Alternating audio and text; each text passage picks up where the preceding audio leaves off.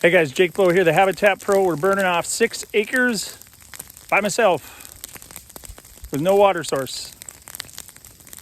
But it's a very safe plan, so I'm going to show you that plan, and then we will kind of take you through the steps as I need to put the camera down. You may not see some steps, but you'll get the basic idea. I will also show you some imagery as to how we're setting this thing up. So let's get to it. If this is of any help to you, like and subscribe. We are doing a 6-acre burn to get it to food plot status for next spring. Here we go. All right, about a 5-6 acre grass field here, gonna be a food plot. Got our burn break done, thanks to the landowner, brush mower, and then disc. And then I just ran the soil conditioner with the head angled to the right, so you can see it kind of kicked stuff off to the right. I had it angled that way. So now we're just going to start it here in the upwind corner and make sure we watch our line. Get this thing down. It was, I would say, oh boy, it looked very similar to this when I sprayed it. It was about 5-6 feet tall. Rained down 2 quarts on it, Roundup. So yeah, hopefully it'll burn off all the stuff on top, and then we'll see what we get underneath. I'm not quite sure. There's just so much down in there that we may not get. You can see we've got a lot of green matter down there, just because it was so tall when we sprayed it the first time. So our burn break here is probably pushing, I'd say, at least 10 yards wide. Okay, reason being, I've got 6-foot tall fuel, so I wanted to be at least double the height of the fuel with this. And then the reason I ran the soil conditioner, you can see, is I just wanted to refresh the dirt, get the moisture back on top. And then there's a lot of thatch here, since you just disked and disked and disked. There's a lot of thatch, so I have to make sure that I get this extreme downwind corner. As you can see, it's coming right at me. Wind's out of the southeast.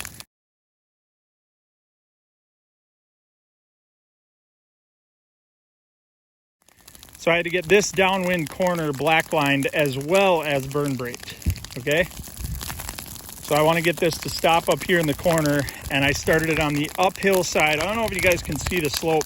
Maybe I'll put the topo map up from Northwoods Mapping. That'll maybe help you to see it here. But I would be willing to bet, from where the machines are up there down to the bottom, that this is, oh gosh, it's got to drop at least 10 or 12, maybe 15 feet. I'm not sure. I'll put that topo map up for you so you can see it.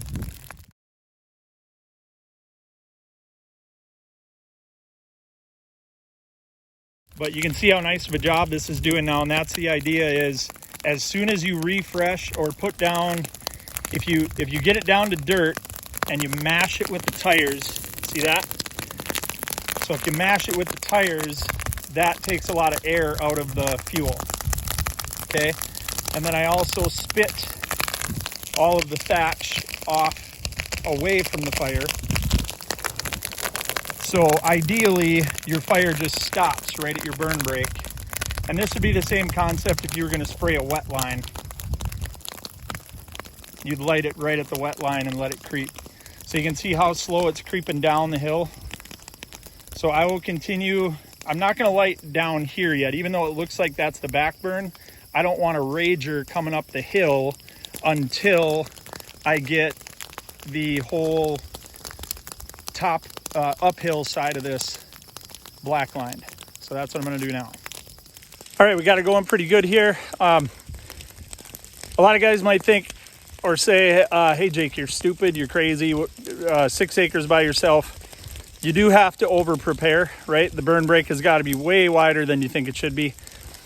And you have to jog between black lines to make sure they're not creeping across. So, you know, you are gonna move. And what I'm gonna do now, since I know that it's creeping downhill pretty well, is I'm gonna actually take the Toolcat and I'm just gonna start driving NASCAR loops along the bottom. And what that does is it'll smash down the fuel anything left that is on the burn brake and make it so it at least burns slower, so it's less likely to jump before I get there, or it can't burn at all. So that's what I'm going to do now. Rip a NASCAR loop, and I'll continue to light the black line along the downwind side, and eventually I'll maybe light a head fire. But if you are by yourself, don't feel bad about just letting it creep as a backfire into the wind. That's no big deal. You're not going to get as big of a raging fire to consume some of this green matter, but if you're going to come into it with equipment afterwards anyways, it's not a big deal. All right, I don't know how great this video is, guys. Sorry about that, but you can see what I'm doing here. All I'm doing is smashing with the tires. I'm smashing down again and again and again and again and again. Truck tires are great for this. The smoother, the better, because you're looking to pack them down. You see that right there? That's pretty good smash down right there.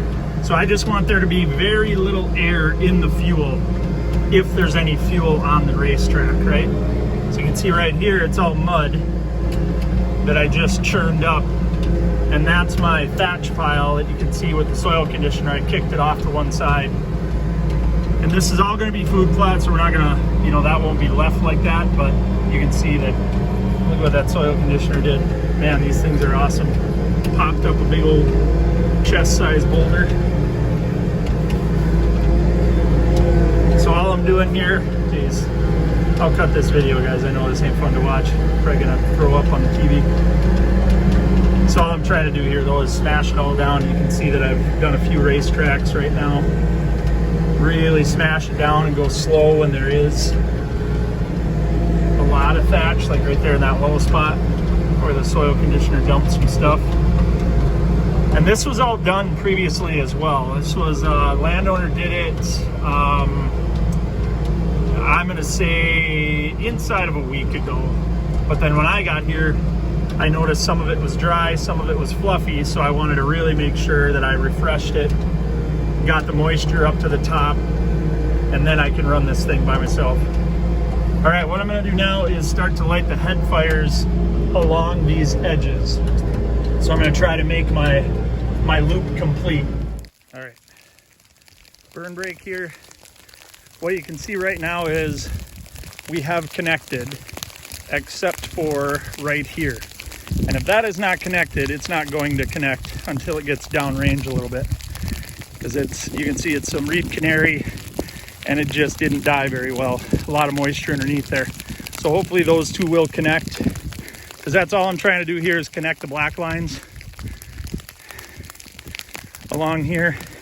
So now I gotta go check this side to make sure it's creeping nice downhill.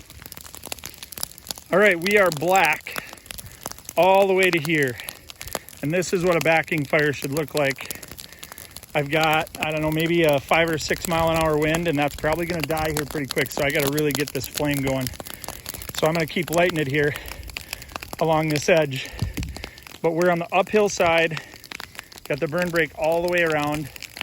So I'm just gonna continue to let this one creep downhill by lighting it about every, I don't know, 3 steps. 1, 2, 3, light, 1, 2, 3, light.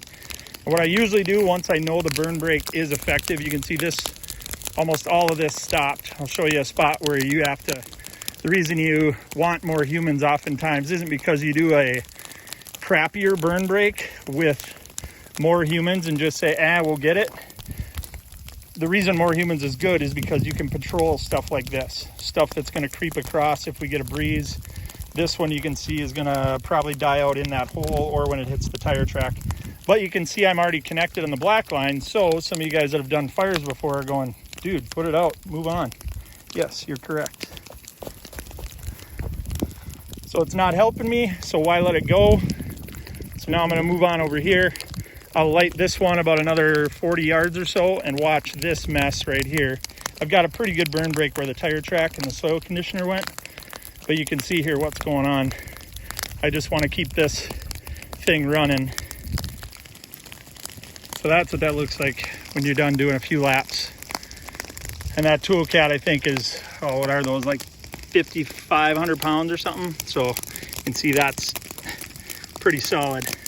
So even if there is fuel on there, it's going to burn so slow it'll let me catch up to it on my walking patrol. That's the point of that, doing NASCAR loops. So be what's it called, redundancy. Have a lot of redundancy to your fire breaks, right? So the width of this, I'm burning on a 50% humidity day. It's like 58%, I think. I'm burning in the evening. I think it's about 5:30 right now. So the humidity is kind of coming down, which is why I'm in a hurry here. If I let it come down too much, this stuff just won't burn at all. So I really got to get this head fire lit.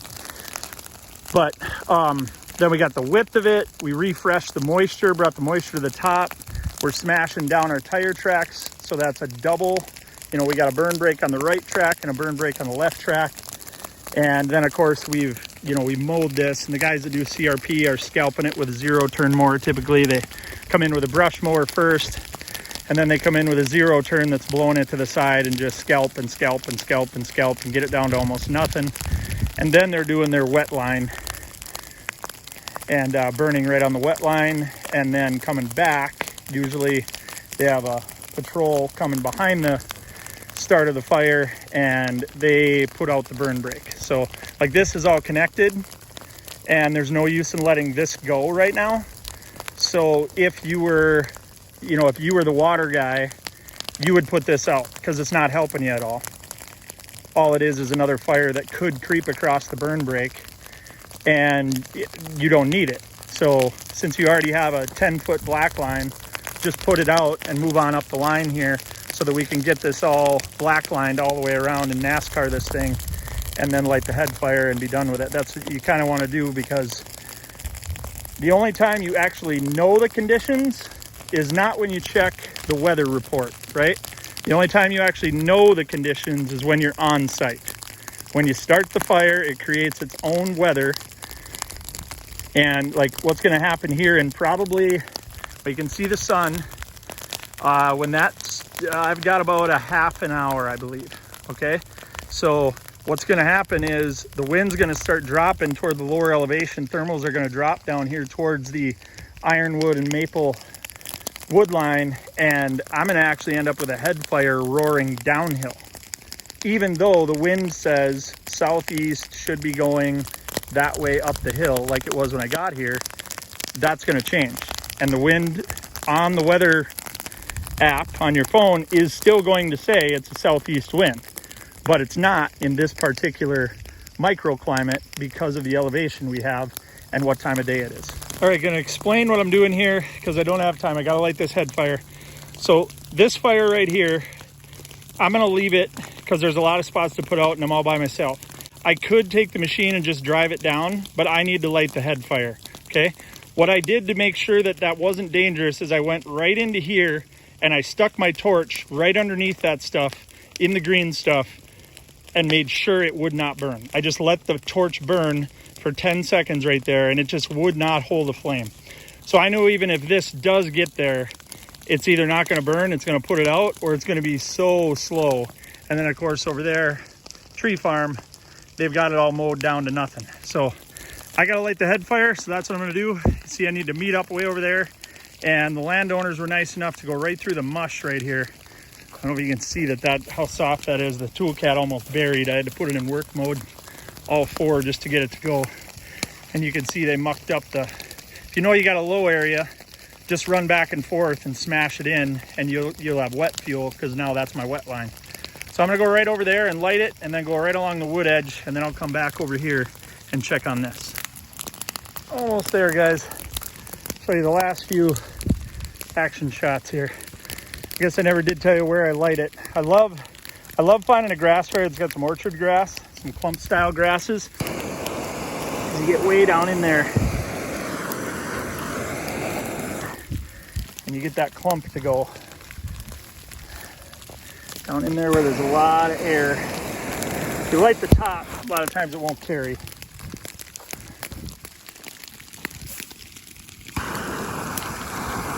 You can see that looks pretty green, so hopefully we keep our breeze up here.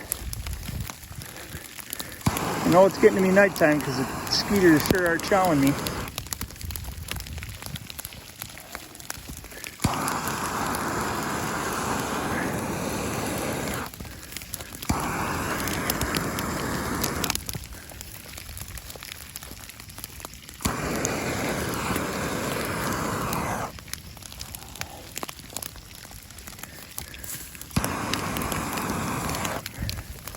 Now, if you have one that is this over prepared, what a great way to get kids involved in the outdoors, because man, do they love lighting stuff on fire.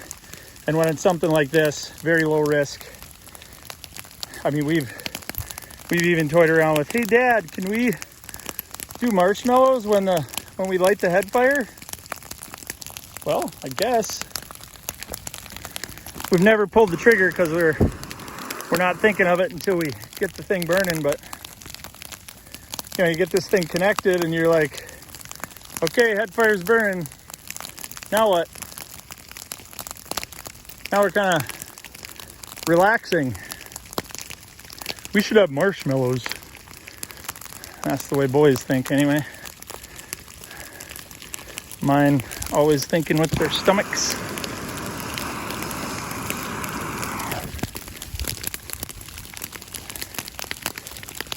Now, this brings me to the disclaimer portion. This is the way I do it.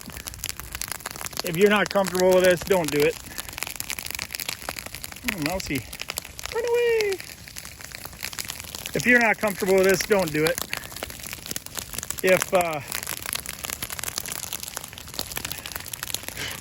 you got, I don't know, nosy neighbors, you know, you might have to do it when they're on vacation, stuff like that. Just, you know, you're kind of in charge of your own safety. These are kind of core concepts, but it's definitely not the way the Fish and Wildlife Service would do it. You know, they'd have 7 machines, everybody's got water, you know, all this kind of stuff. Well, you don't really need that if you do something like this. You do need that if, like I say, what they do is they come into tall grass prairie like this and they have to burn it, and it's right up to that, and there's no, they can't do this.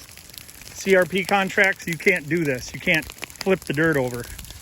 I think it's nonsense, but that's what they tell you. And then you also have to watch your regulations for any programs you're in. You know, most of them are, you can't burn or mow until after August 1st because all the birdies, you know, and all that stuff, which is fine, I guess. But yeah, we just about got it connected here, and hopefully it'll push up that slope because there's a lot of green material underneath this. You kind of saw that, and it's really struggling even to go uphill here. You can see where that sun is. That's what I'm battling. If that thing drops below the top of the trees before this Rager gets up and meets the top, we're gonna pretty much peter out because everything's gonna, the wind will stop for a half an hour. That's what'll happen here. So right now the fire is creating its own weather. A head fire always does that. It'll create its own weather going up and away, up the slope, up elevation. You know, hopefully you're burning with the wind on a head fire, but it also does just flat out create its own weather. So that's what scares some folks about fire, and why I do burn breaks like this, especially where it's going to be a food plot. There's really no reason to, you know, risk it and just say, oh honey, I'm going to go drop a match in the middle out there. There's really no reason for that because eventually you're going to turn it black anyway. So, all right, we're going to patrol this with the machine. The machine is way over on the other side. So I'm going to walk over there and get that since our black has connected here. You can see we're all the way connected to the corner and all the way up the side. So this is a NASCAR loop black line right now, except for the bottom elevation down here where the Roundup didn't really take. There's a good chance when it was sitting on the leaf, it was humid the day that I sprayed. So there's a good chance that in that lower elevation, in that drainage right there you see in the field, that it never really dried. And then of course the fog and dew in the summer. It's August, what is it right now? It's like August, I don't know, 15, 20, something like that. So it's humid. It's Minnesota in the summer. I mean, it's humid. It's very unlikely that we can set anything on fire that hasn't been hit with chemical. So that's kind of what we have to do to get this food plot started properly, is just get the material out of here first. Otherwise we'd have to bring in a moldboard plow and, you know, that kind of stuff. We don't, oh, there we go. Nice gust. Get flying now, baby.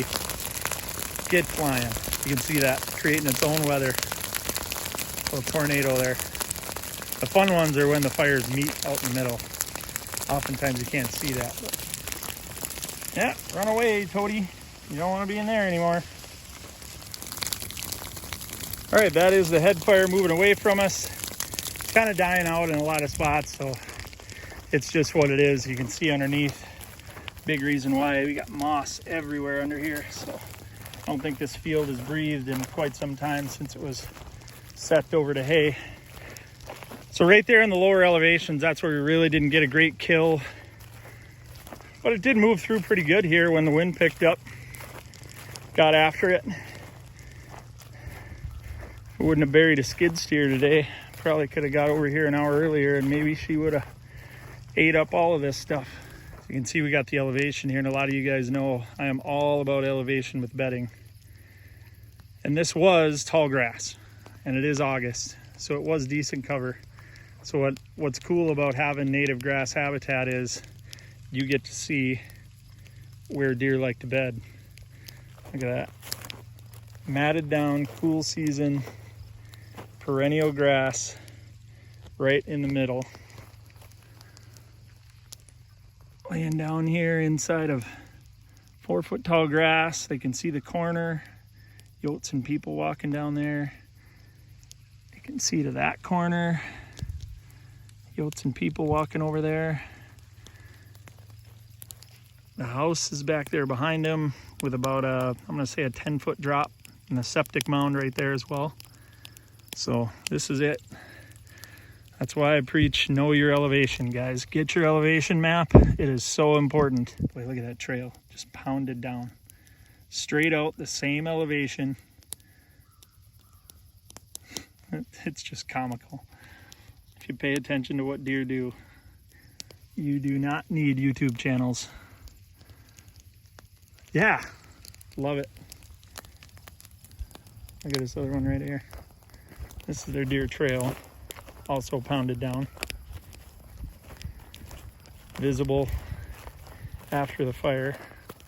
And there's another one. Look at this one. I don't know if can you see that clump? There's a gopher mound right behind that. That's where somebody was laying with their back to a clump of orchard grass. Look at that. Great view. And that would be for facing that way. That is southeast. So everybody say it with me. What wind direction are they bedding here on? Northwest. Straight behind me. And they're pretty secure here because we got our hunter access trail right over there where the machine is. So it's a good thing this is going to be food. A lot of screening going on to get this thing secure again. Well, there goes the head fire. And I'm gonna go hydrate, which is another thing you wanna do when you're out here doing this kind of stuff. This is only a couple hours, but if you're doing this all day, it can get away from you. And I've had, oh, look at that. Another one.